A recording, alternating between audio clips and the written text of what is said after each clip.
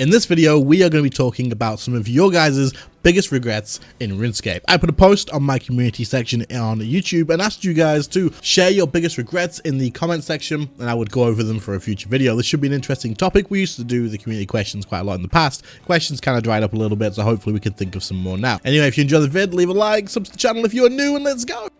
So the first one from Mr. Zigzag I actually really like, and you say not doing group content earlier. Up until recently I only did solo bossing, but I have quickly found out that the RuneScape community is usually a ton of fun to boss with. Even though I'm not great, people are very willing to help me learn new bosses. And this is so true. I am in the exact same boat, or was a little while ago, before I started doing group bosses. Now unfortunately I still struggle to do group bosses because of timing and stuff like that, but this is what it is. But at the same time, a lot of people put off group bossing for a long time, and when you do finally get into it, it can be some of the most enjoyable things that you do.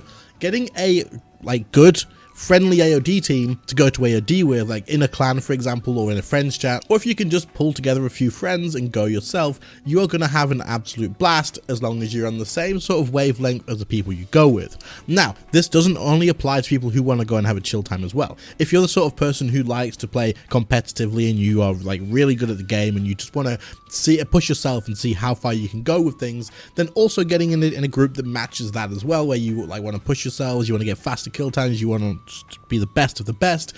If you have a group of people who do that as well, then you're going to have a blast doing that too. But group content in RuneScape definitely keeps the life in it. As an MMORPG, it definitely should do, seeing as it's an MMORPG. You're meant to be playing with other people, and RuneScape does have a very solo feel to it. They always say it's a single player game that has other players in it, and that's kind of how RuneScape feels. But for the group content in the game, if you do actually engage with it with groups that you are on a level playing field with, you're going to have a great time. And this is definitely something that recently I've kind of drifted away from and regret a little bit, and I'm getting a lot more enjoyment out of the game again now by, if I'm going to PVM, then I go with friends. It's just a lot better. So I can definitely see why you would regret not doing this sooner.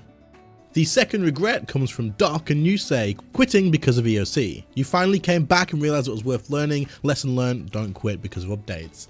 I like this one, and you've got 5 likes as well, so the people are agreeing as well. But something to keep in mind here, to be fair, to make you maybe not feel so bad about it, if you know, it was bad. EOC was bad on release. It just was, and JMods will agree as well. On release, it was bad. They've spent a long time improving it and making it better, and today it's actually in a pretty damn good position. There's still lots of things that need to be done for like people who are learning and stuff like that, but the actual experience overall now is very different from when it released in 2012, and even after a couple of years, it was a hell of a lot better as well. I think for the first year, EOC was in a pretty bad spot. It was just clunky and not really well done, and yeah, a lot of people did leave for the same reason, and I did as well. I definitely left for the same reason too, and part of me does a little bit regret taking that, I think I had like a 4-year break at this point, but once I did come back, man, the game was good. It was really good. The next comment says, back when staking was a thing, I'd visit the duel arena quite often and just had a stupid GP goal in mind,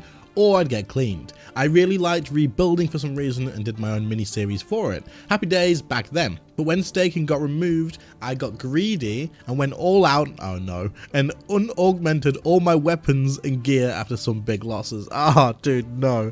I'm still rebuilding to this point. I can imagine that you probably are. Also, not learning bosses on release. Always missing out on the early bird drop rates. They seem to mess up. Dude, right, okay, so 2 things in here. 1, staking's bad. I used to do a staking series, and I would just go PVM for a couple of hours, take all the GP that I made for those couple of hours and go stake it. And there was no really risk in it for me at all, because I would get a video out of it and I would get paid for the ads on that video. At the end of the day, I was winning whether I lost or won in the game or not. However, you could definitely feel the addiction kind of setting in, and the fact that, oh, I could just go do it again, or like, how often should I do these videos? So I can definitely see where you were just like, okay, staking's going, let me get rid of all my gear, we'll win, it'll be fine, it's going to be good. But yeah, I can see what you mean. But anyway, as for the not learning bosses on release, holy hell, since actually going through God Wars 3 release dates, the bosses on like actually coming out and fighting them all, The amount of money you can make on release is absolutely crazy. If your account is ready for that, it is definitely worth doing it. Even if you think you might not get any kills for a while, get in a group, do them in a group. Things like Carapac and stuff on release was really pretty easy to do in a group, and take advantage of it like that as well. You can make bank. I think on the release of Zamorak, I made like 1.5 bill on day one with a couple of splits, just doing trios. And yes, the drop rates always seem to be super OP and really good early on, and then Jagex go, oh crap, this is too good, we need to nerf it, and then they change them afterwards. So yeah, take advantage of it nice and early. Same with our Glacial dude. I got a tier 95 in like 6 hours. It was pretty crazy. So this next comment is one I wanted to mention. It's quite long, but I think it's quite interesting. And also, I just wanted to put it in here because I think you may have got scammed. So let me just say here, around 2008, shortly after God Wars Dungeon was released, God Wars Dungeon 1, I went with a friend to kill Kriara. We had done bossing together before. This was when 2 people would go to God Wars Dungeon hoping for a drop, and the gravestones worked differently. We agreed that if one of us died, we would keep blessing the gravestone until the other person got back. As luck would have it, I died and I rushed to get back to reclaim my stuff. It took longer to get the 40 kill count back then. Yes, it took freaking ages to get your 40 kill count back then. Dying in God Wars Dungeon, you wouldn't want to go in solo unless you were super confident, and if you were in a group, then you had to trust the person you were with, right? I didn't make it in time and lost all my stuff. My friend was still there and he said he just forgot to bless it. I don't know about this one, dude. I don't know if that was his plan all along or he did it just to troll me. I was not a risk taker and only went because he said it would be safe. They're still one of my biggest regrets in the game and set back my account progression as I lost my weapons and armor. Back then, the stuff you would take to go do God Wars Dungeon, whether you went to do Kriara, for example, that you said, you would take really expensive stuff, and that would be absolutely crazy, the amount of like time and money it would take to get the stuff to do God Wars Dungeon efficiently. So you could have lost a lot of money. Now the thing that I wanted to include in this is you said you didn't make it back in time and lost all your stuff. Your friend said that he forgot to bless it. Right, whether he forgot to bless it or not, if you, back in the day, if your grave expired, the loot would go on the floor. So even if he forgot to bless it, all the loot would have been there, and I guarantee he took it and just didn't. If you didn't get it back, if he didn't pick it up and give it to you, 100% he picked it up and pocketed it for himself. So that's unfortunate, but just wanted to clear that up because it does seem like you weren't aware that it went on the floor after that. But yeah, definitely, I'm going to assume that's probably what happened. That is super unfortunate, dude, but damn, crazy.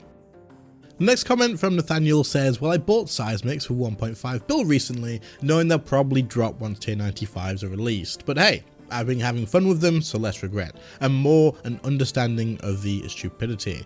Well, I don't think that we're going to be getting tier 95 magic weapons, dual wield weapons for quite a while now. Now, the reason being is the combat styles at the moment are fairly level, right? Like melee, ranged, and magic are all relevant right now. Melee can still go and die in a hole because you need 15 items to make it relevant, but that we won't talk about that for too long. But they're all fairly balanced at the moment, and they all have their like niches, and people are hybriding and getting it. Yeah, okay, so it's quite good, right? So we are due the dual wield versions of tier 95s for magic and for ranged, but we have Necromancy coming out soon, and I don't think we're going to be getting a boss until that comes out. I could be completely wrong. I really could, but I feel like Jagex may have told us to expect something like that in the near future if there was something else coming out before then. Personally, I'm going to assume that Necromancy is in the last like quarter of the year, so you're probably going to be okay for at least a while. Now, what you could do to play it safe is the second you sniff out a new boss release, like they announce anything, you could sell them. But the only thing is, what if they go up? What if they're needed for the tier 95 dual wield? What if you know, like they might do something to make them relevant, so you upgrade the Seismics into that. You just don't know. So what I would say for you right now is don't feel bad about investing in gear, man. It is 1.5 billion GP, yes, but don't feel bad about it because like you say, you're having fun with it, and they're going to last you for a long time. Like you've got a long time before they before they crash or anything like that. And even if they do crash, they're still going to be just as relevant when that happens as they are right now. I think buying gear is something you don't need to regret. Don't sell it off and then buy it back and sell it off and buy it back. You lose money all the time. Just make sure to just enjoy the gear you've got, dude. Like once you bought gear, I tend to just write off and be like, I don't care. Staff of Armadillo, I bought it for like 3.5 bill or 4 bill or something like that, and it went up to 9 bill literally like 3 days later. Didn't sell it, didn't touch it, it crashed back down, and I have had so much fun with it, I don't even care. Our next comment says, thinking I was done playing the game for good after an EOC update. Did a drop party to dump it all. Many years later, I returned and took me a while just to rebuild to where I could have fun playing again. Yep. I did this as well. I quit back in the day.